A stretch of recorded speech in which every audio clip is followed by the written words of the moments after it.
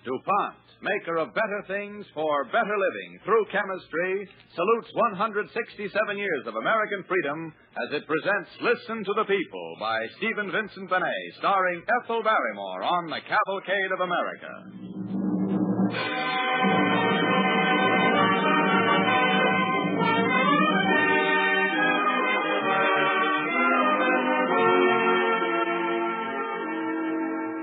On this day, when every American rededicates himself to those things for which America stands, Cavalcade presents Listen to the People by the great American patriot and poet, the late Stephen Vincent Benet. Listen to the People sounded a prophetic warning when it was first presented on the 4th of July 2 years ago. Tonight we hear it in retrospect. At the end of the program, Miss Barrymore will read a salutation to Stephen Benet by another American poet, Carl Sandburg. DuPont presents Listen to the People, starring Ethel Barrymore on the Cavalcade of America.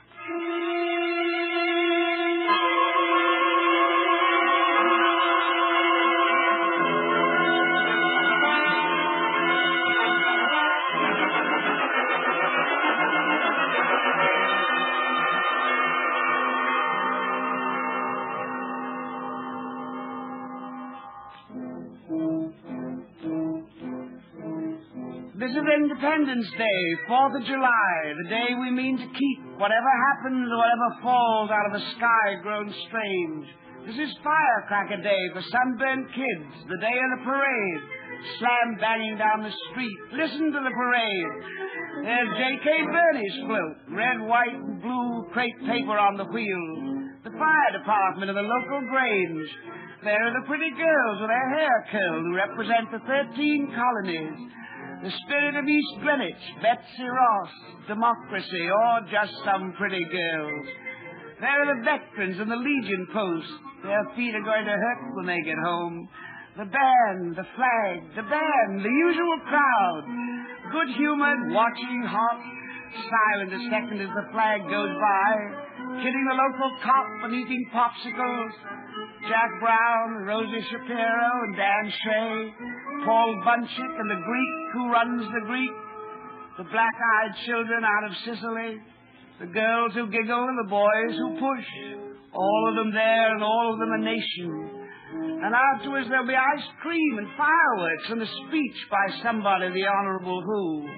The lovers will pair off in the kind dark, and Tessie Jones, our honor graduate, will read the Declaration. That's how it is. It's always been that way. That's our 4th of July, through war and peace. That's our 4th of July.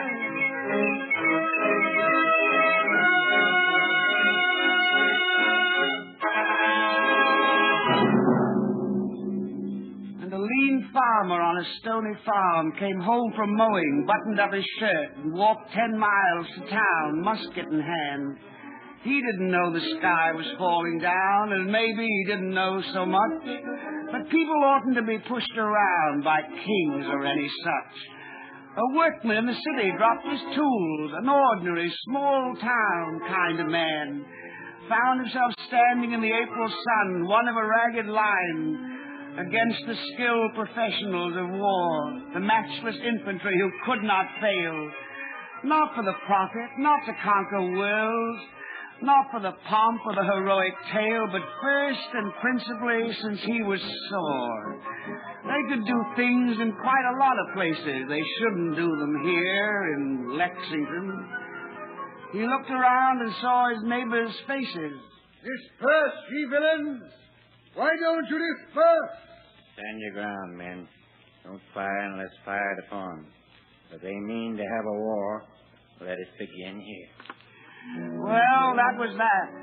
And later when he died of fever or a bullet in the guts, bad generalship, starvation, dirty wounds, or any one of all the 1,000 things that kill a man in wars, he didn't die handsome, but he did die free. And maybe that meant something. Could be. Oh, it's not pretty. Say it all you like. It isn't a bit pretty, not one bit. But that is how the liberty was won that paid for the firecrackers and the band. Don't you know this is an imperialist, capitalist country, don't you? Don't you know it's all done with mirrors? The bosses get the gravy, don't you? Suppose some old guy with chin whiskers did get his pants shot off at a place called Lexington. What does it mean to me? My dear fellow, I myself am a son of the son of the son of the American Revolution. But I can only view the present situation with the gravest alarm, because we are rapidly drifting into a dictatorship. And it isn't my kind of dictatorship, what's more. The Constitution is dead, and labor doesn't know its place. And there's all that gold buried at Fort Knox. And the taxes. Oh. Why, what's the use of a defense contract if you can't make money out of your country? Oh, things are bad.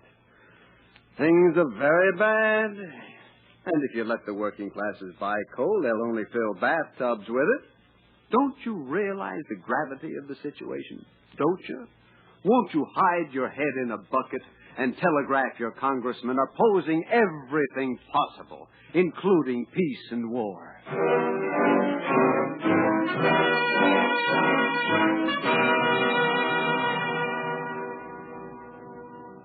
My worthy American listeners, I am giving you one more chance. Don't you know that we are completely invincible? Don't you? Won't you just admit that we are the wave of the future? Won't you? You are a very nice, mongrel, disgusting people, except, of course, for your Jews. But naturally, you need new leadership. We can supply it. We've sent the same brand to 14 nations. It comes in the shape of a bomb, and it beats as it sweeps, as it cleans. For those of you who like order, we can supply order. We give the order, you take it. For those of you who like efficiency, we can supply efficiency. Look what we did to Coventry and Rotterdam. For those of you who like Benito Mussolini, we can supply him. Now be sensible. Give up this corrupt and stupid nonsense of democracy. Forget everything with the class struggle. Forget democracy. Hate and distrust your own government. Whisper, hate, and never look forward. Look back wistfully to the good old, grand old days. The days when the boys said the public be damned and got away with it. Democracy is a nasty word invented by the Reds. Just a little collaboration, and you too can be part of the new order. You too can have fine new concentration camps and shoes made out of wood pulp. You too can be as peaceful as Poland, as happy and gay as France. Just a little collaboration. We have so many things to give you. We can give you your own Hess, your own Himmler, your own Goering, all homegrown and wrapped in tissue. We've done it elsewhere. If you'll help, we can do it here. Democracy is dying. We will tear it apart with words and bombs and fear. Democracy is a fake. Democracy is a mistake. Democracy is finished. We are the future.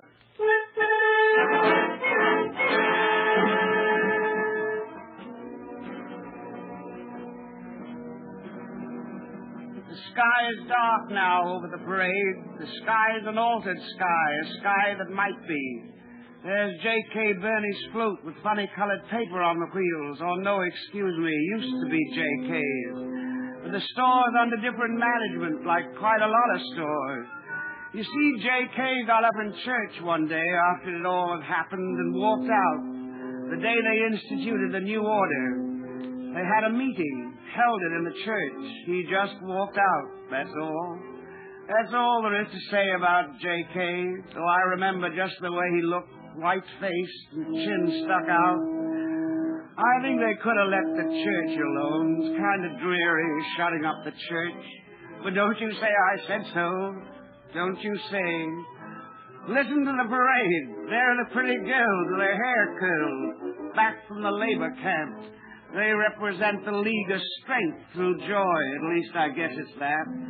No, they don't go to high school anymore. They get told where they go. We all get told. And now and then it happens like Jack Brown. Nice fella, Jack. Ran the gas station here. But he was married to a you-know-who. Fond of her, too. I don't know why we never used to mind. Why she walked around like anybody else. Kept her kids clean and joined the ladies' social. Just shows you, doesn't it? Well, that's all done. You won't see her in the crowd today, her or the kids or Jack, unless you look 6 feet under the ground, the lime-washed ground, the bitter prison ground that hides the martyrs and the innocent. And you won't see Dan Shea. Dan was a union man. We don't have unions anymore. They wouldn't even let him take his specs the day the troopers came around for him. Yet he needed specs. He had gray hair. Funny. You keep remembering things like that. Maybe he's still alive. It's hard to say.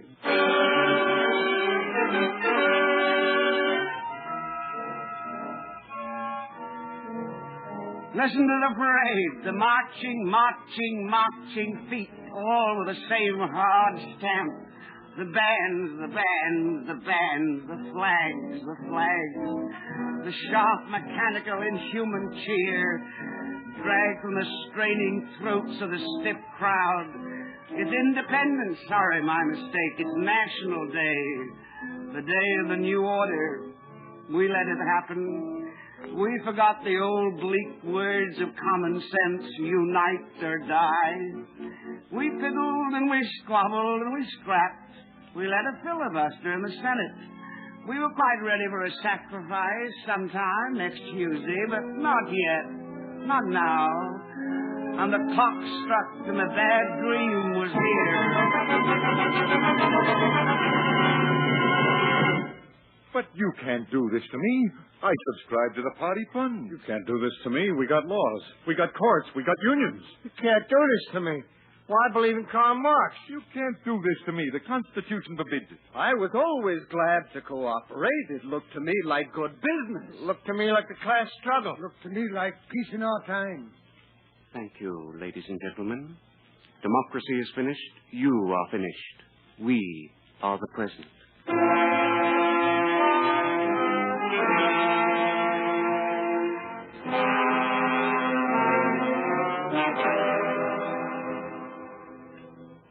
That is one voice. You've heard it. Don't forget it. And don't forget it can be slick or harsh, violent or crooning, but it's still the same and it means death.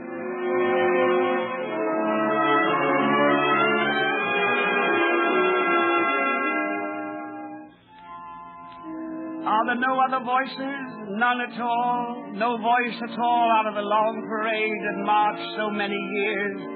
Out of the passion of the Puritans, the creaking of the wagons going west, the guns of Sharpsburg, the unnumbered dead, out of the baffled and bewildered hosts who came here for a freedom hardly known, rebel and exile, bondservant and outcast, out of the bowels of the immigrant ship, the strange sick voyage, the cheating and the scorn, and yet at the end, liberty. Liberty with a torch in her right hand. Whoever cheated and whoever lied, liberty for my children. Liberty slowly worked out, deceived 1,000 times, but never quite forgotten. Always growing like wheat and corn. I remember a man named Dave Lincoln. I remember the words he used to say. Oh, we can call on Lincoln and Tom Paine, Adams and Jefferson. Call on the great words spoken that remain like the great stars of evening, the fixed stars. But that is not enough. The dead are mighty and are part of us, and yet the dead are dead. This is our world, our time, our choice, our anguish, our decision. This is our world. We have to make it now. 130 millions of us have to and make it well or suffer the bad dream. What have we got to say? I don't know. I'm a woman with a house. I do my work. I take care of my man. I've got a right to say how things should be. I've got a right to have my kids grow up the way they ought to grow. Don't stop me there. Don't tread on me. Don't hinder me. Don't cross me. I made my kids myself. I haven't got big words to tell about them, but if you ask about democracy, democracy is the growing and the bearing, mouth at the breath, and child still to be born. Democracy is kids and the green grass. What have we got to say, people? You people? I guess I haven't thought about it much. I've been too busy. The way I figure it, it's this way. We've got something. If it's crummy, the bunch of us can change what we don't like in our own way and mean it. I've got a cousin back in the old country. He says it's swell there. But he couldn't change a button on his pants without an order from somebody's pet horse. Maybe he likes it. I'm sticking here. That's all. Well, sign me off.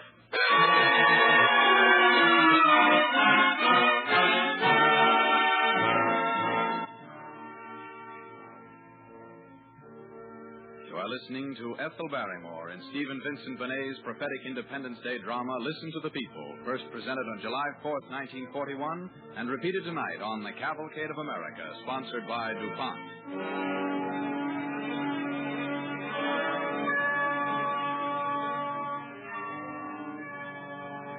People, you people living everywhere, Sioux Falls and Saugatuck and Texarkana, Memphis and Goshen, Harrodsburg and Troy.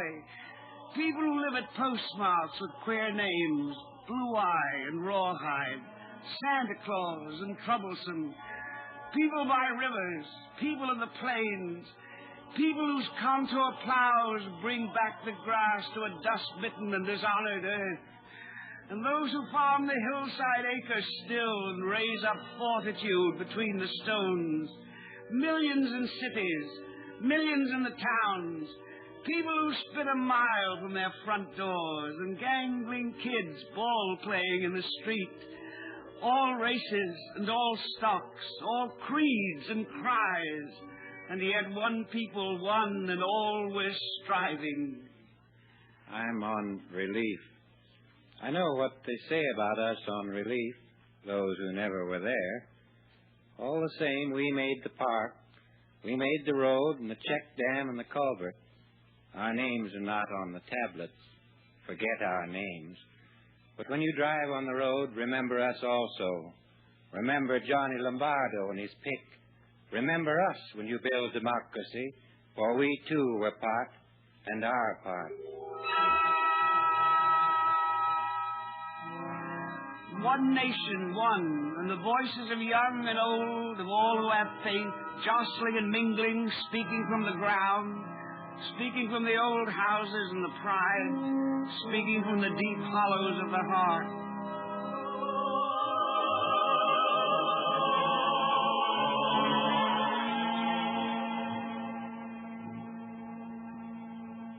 I was born in '63.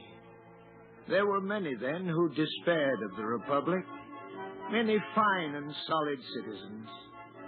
They had good and plausible reasons and were eloquent. I grew up in the age of brass, the age of steel.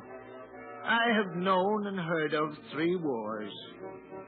All through my life, whenever the skies were dark, there came to me many fine and solid citizens, wringing their hands, despairing of the Republic because of an income tax or a depression, because their party had lost the last election, because we couldn't do this and shouldn't do that.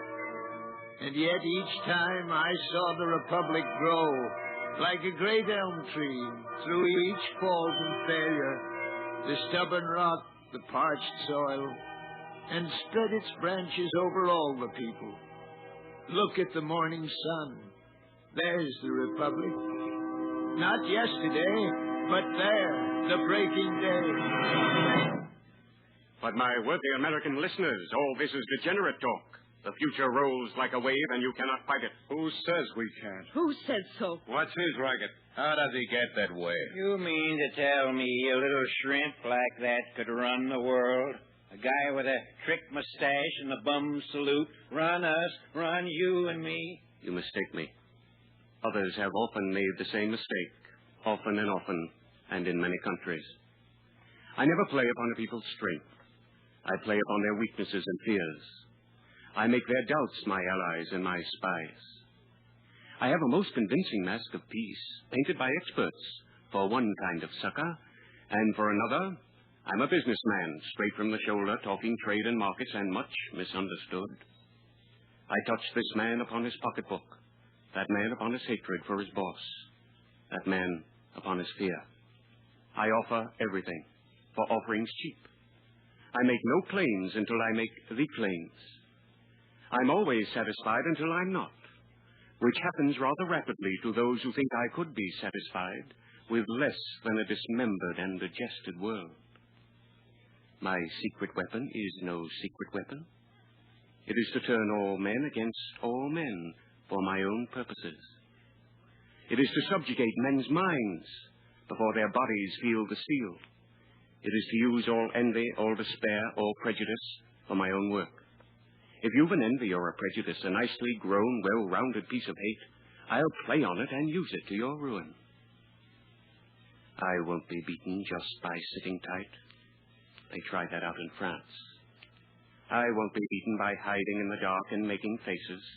And certainly I never will be beaten by those who rather like my kind of world, or if not like it, think that it must come. Those who have wings and burrow in the ground. For I'm not betting only on the tanks, the guns, the planes, the bombers, but on your own division and disunion, on your own minds and hearts to let me in. For if that happens, all I wish for happens. So what have you to say? What have you got to bet against my bet? Where's your own voice? We've got a job to do. We've got a road to hoe. We've got a land where men live free, and we mean to keep it so. Listen and hear us speak through lightning in the night. This is the people's cause. We are the people's might. We built Boulder Dam. We built the TVA. We built the cities up so high the eagles lost their way. Wasn't enough alone. Wasn't enough somehow. But we learned our trade from the licks we took, and we're building different now. And that's why we turn the lathe. That's why we plow the farms. That's why 1 million of us learn how free men stand to arms, not for the chains of lord and slave, the chains we left behind, but for all the years since Lexington and the years we've still to find. Freedom to speak and pray. Freedom from want and fear. That's what we mean to build today. We mean to build it here. Build it and spread it out. Build it and make it stay, till no one man shall dare to take another's hope away. Justice and hope and right growing like wheat and corn. The old world died in its boots last night. The new world isn't born. We mean to see that it's born all right, for the decent and the free, for you and me and the folks next door, and the great word liberty.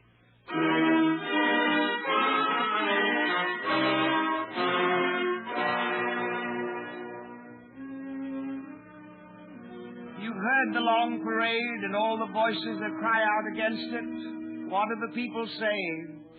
Well, you've just heard some questions and some answers. Not all, of course.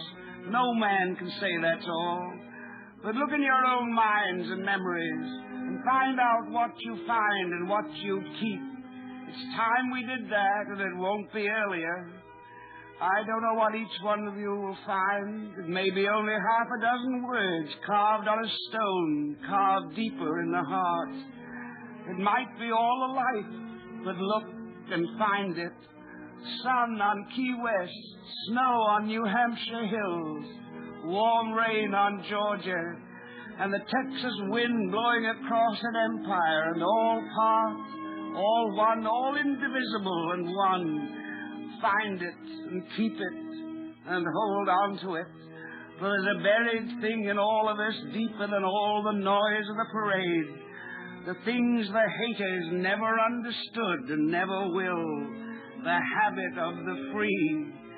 Out of the flesh, out of the minds and hearts of thousands upon thousands common men.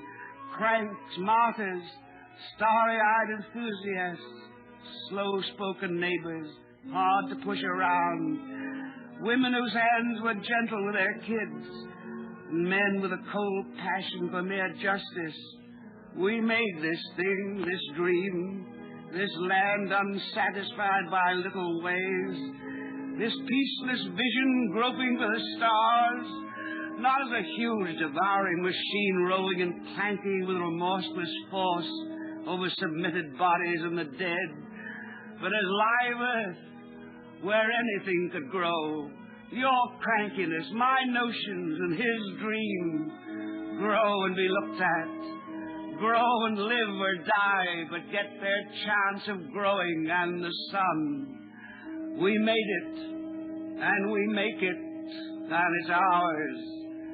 We shall maintain it. It shall be sustained. Democracy's the morning when it's new.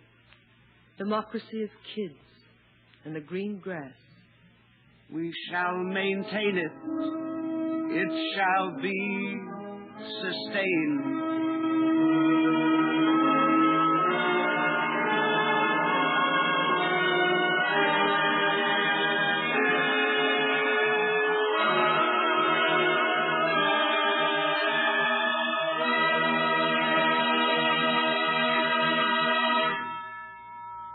Thank you, Ethel Barrymore.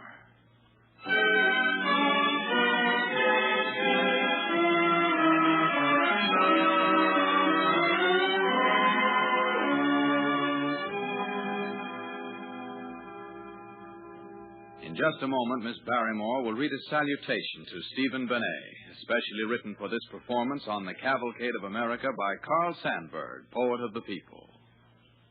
Meanwhile, we have an Independence Day message from Cavalcade's sponsor, the DuPont Company of Wilmington, Delaware. Only a quarter of a century younger than the Republic itself, DuPont's history closely parallels that of the nation. In 5 wars, DuPont has placed itself unreservedly at the service of the nation to provide the essentials of battle. And now again, our entire facilities are completely at the disposal of the government. DuPont was founded to provide the tools for peaceful conquest of a vast new country. Whatever success it has attained has come in greatest measure from serving the arts of peace, not those of war.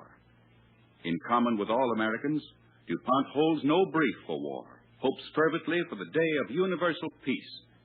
Today, it is completely dedicated to bringing that day speedily to pass through complete and unconditional victory of our arms.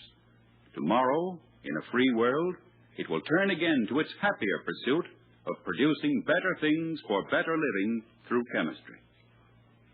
And now, the star of tonight's cavalcade, Miss Ethel Barrymore.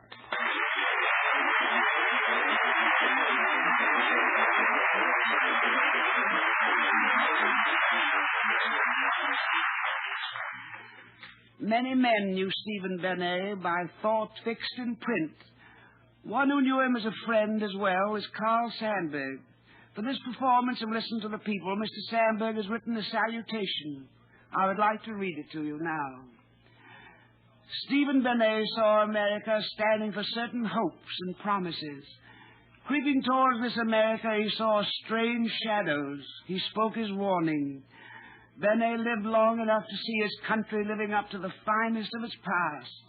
He kept a heart ready for battle and a mind and voice that fought in the arena of ideas.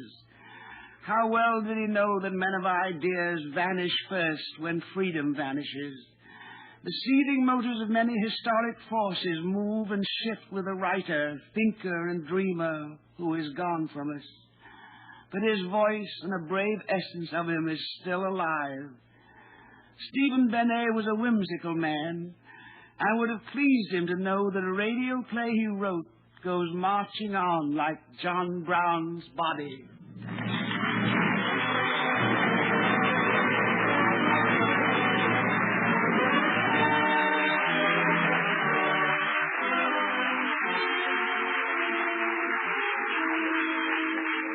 Next week, the Cavalcade of America will present Ralph Bellamy in Soldiers of the Cloth, an authentic and typical story of the Chaplain's Corps as it serves men in battle. Our play by Milton Wayne is based on the actual experiences of Chaplain Thomas M. Reardon, recently returned from the South Pacific.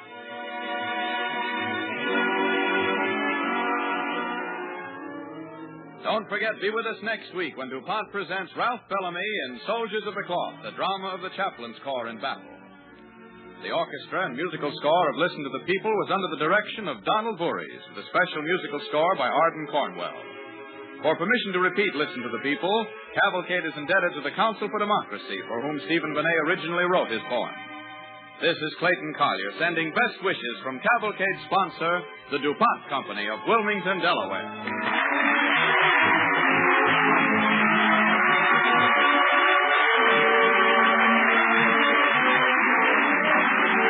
This program has come to you from New York. This is the National Broadcasting Company.